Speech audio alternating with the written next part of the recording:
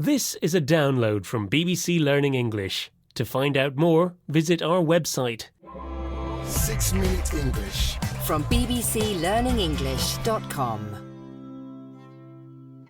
Hello and welcome to 6 Minute English. I'm Rob. And I'm Finn. Hello.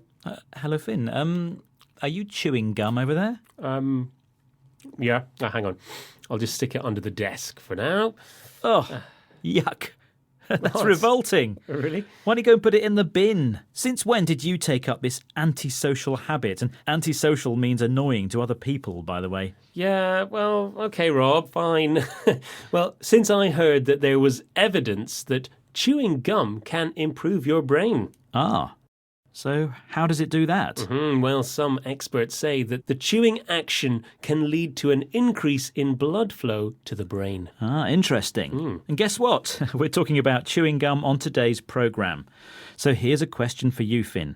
When did the Singapore government outlaw chewing gum? Was it in A, 1982, B, 1992, or C, 2002? Yes, and just before I answer, to outlaw something means to make it illegal. Thank you for that. Well, I think the answer is A, 1982. Well, we'll chew on it for a while, shall we? Hey, and find very out good. if you're right at the end of the programme. Great. So, Rob, what's the history of chewing gum? Well, people have been chewing gum for thousands of years. The ancient Greeks chewed gum made from resin, a sticky substance produced by trees. But why do people like chewing gum? Well, for many people, it's just something to do. But, I like the idea that it's good for my brain. Research has shown that people find gum chewers are also more approachable. That means they're friendlier and easier to talk to. OK, well, there might be some truth in that. The thing we're here to discuss today, though, is how to dispose or get rid of gum responsibly. And you didn't set a very good example earlier in the show, did you, Finn?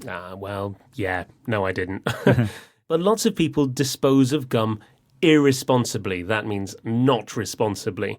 It's often found stuck underneath tables, chairs, benches and escalators, and it's really difficult and expensive to remove once it has dried.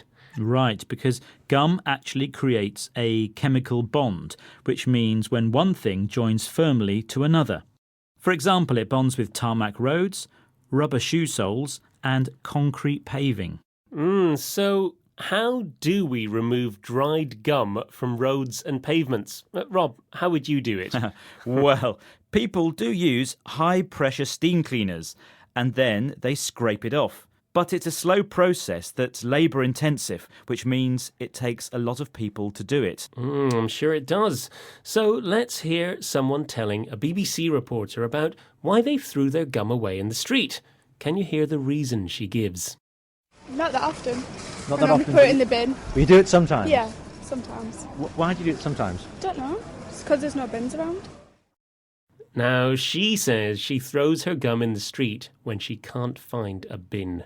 So why doesn't she put it in her pocket and wait until she finds a bin?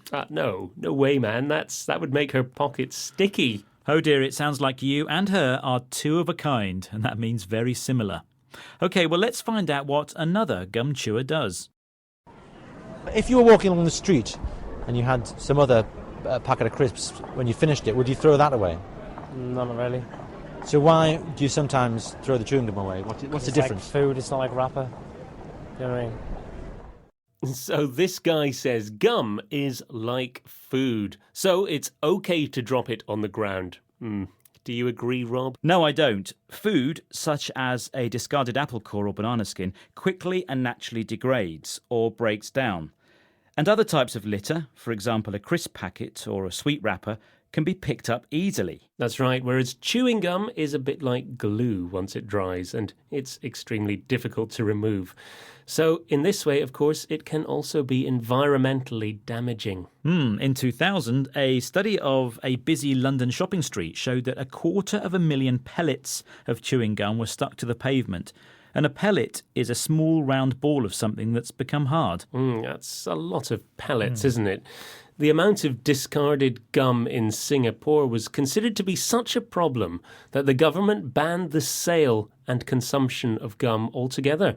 They said it was because people were sticking their gum in the sliding doors of subway trains, stopping the doors from opening and closing. Yes, it's a sticky subject, isn't it? It is indeed a sticky situation, Rob.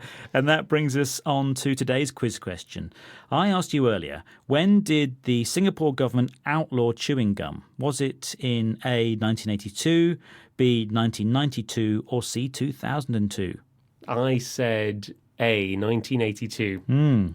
You are wrong, Finn. Just for today, the answer is actually B, 1992. Which means the people of Singapore could chew gum for 10 more years than I said. That's good. Now, how about those words again, Rob? OK, well, the words we heard today were antisocial, to outlaw something, resin, approachable, chemical bond, labour-intensive, two of a kind, degrades, pellet. Well, that brings us to the end of today's 6-Minute English. We hope you've had plenty to chew on in today's programme, and you can hear more programmes at bbclearningenglish.com. Join us again soon. Bye-bye. 6-Minute English. From the BBC.